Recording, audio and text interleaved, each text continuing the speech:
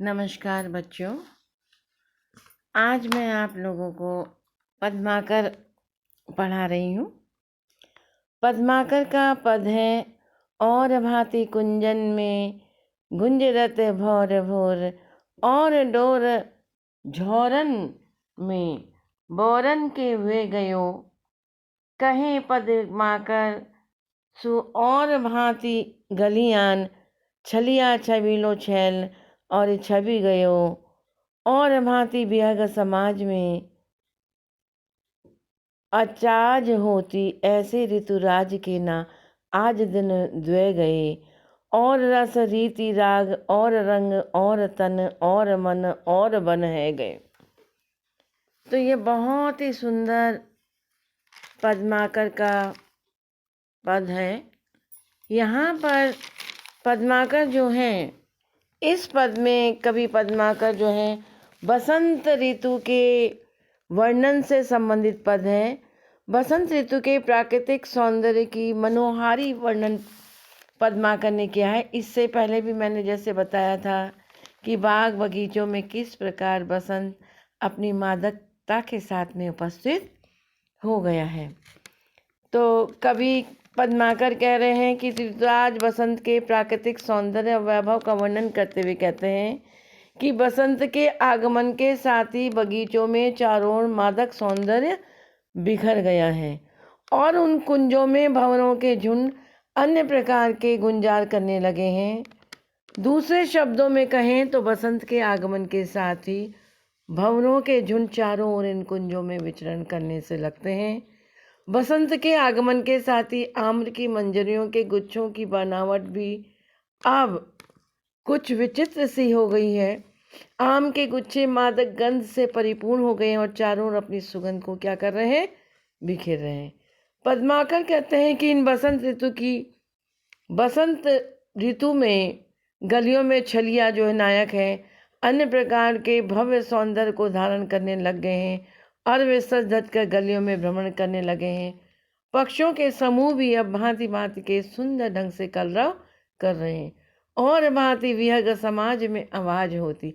पक्षियों का समाज जो है सुंदर सुंदर ध्वनि कर रहा है, ऐसे ऋतुराज के ना आज दिन दुए गए।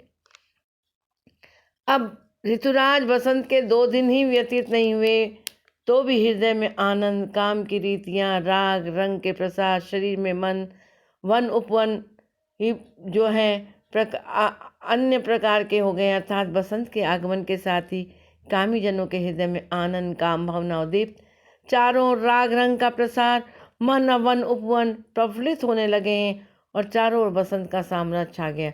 और रस और रीति और राग और रंग, ऐसे ऋतु राज्य के न आज दिन दुए गए, यानी 2 ही दिन हुए हैं, लेकिन बसंत के आगमन पर प्रकृति का इतना प्रभाव पड़ा है, प्रकृति में इतना परिवर्तन हुआ है कि रस रीति राग रंग सब बदल गया है। और तन और मन मन में गए। आज मन में एक विशेष प्रकार की काम भावना उद्दीप्त होने लगी है। चारों ओर राग रंग का प्रसार, मन और वन उपवन प्रफुल्लित होने लगे हैं। चारों ओर बसंत का साम्राज्य फैल गया है। बसंत के आगमन के साथ संपूर्ण प्रकृति नाना प्रकार से अपना श्रृंगार करने लग गई है। चारों प्रकृति में मादकता फैलने लगी है।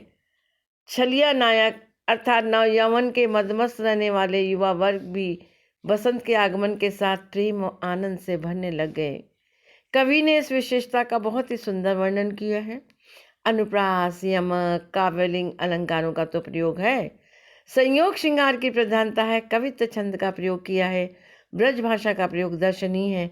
विचार और भावों की अति सुंदर अभिव्यक्ति को यहाँ पर निश्चित रूप से क्या किया जा सकता है, देखा जा सकता है। तो बेटा बिल्कुल बसंत के उस मादक स्वरूप को यहाँ पर प्रस्तुत किया गया है। इससे पहले भी मैंने आपको बसंत का वर्णन मैंने आपको बताया था, जहाँ कवि कहते हैं ना कि कूलन में केलिन में कछारन में कुंजन में क्यारिन में कलिन कलिन विकसत है। चारों ओर बसंत किस प्रकार से अपने साम्राज्य को फैलाए हुए हैं। यहाँ पर भी कवि यही कहना चाह रहा है कि और भांति कुंजन में गुंजरत भौर भौर, और डौर डौरन में बोरन के वे गए, यानी सारे पेड़ों में, वृक्षों में क्या हो रहा है, चारों ओर भंवरे जो हैं झुंड के झुंड क्या कर रहे हैं, अपनी ध्वनि का संचार कर रहे हैं, ध्वनि ध्वनित हो रही है। और डोर डोरन में बोरन के में गए, और आम की डालियों में जो है बौर छा गई हैं। एक प्रकृति के वातावरण में सुंदर जो वो खुशबू है वो बेटा व्याप्त हो गई है। और पद्माकर कहते हैं गलियों का सौंदर्य जो है वो मादकता से भर गया है। छलिया छबीलो छैल असी छवि छुए गयो। और ऐसे ऐसे नायक भी जो हैं बसंत में प्रेम से उद्दीप्त होकर के क्या कर रहे हैं, मादकता के गुणों से युक्त होकर के उनके अंतःकरण में भी काम भावना का प्रसार हो गया है। और बात ही भी अगर समाज में आवाज होती, और पक्षियों का समाज भी सुंदर सुंदर ध्वनि से चहचहा रहा है। ऐसे ऋतुराज के न आज दिन दुए गए।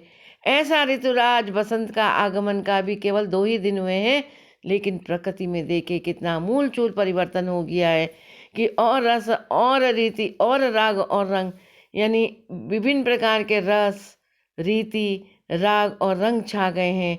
और तन और मन और बन में गए। आज शरीर की स्थिति में विचित्र भाव उत्पन्न हो रहे हैं, मन की स्थिति बदल गई है, प्रेम से युक्त हो गई है और बन है गए। इस प्रकार बसंत के आते ही एक मादकता प्रकृति में छा गई है। तो बहुत ही सुंदर वर्णन यहाँ पर कवि के द्वारा किया गया है। बहुत सुंदर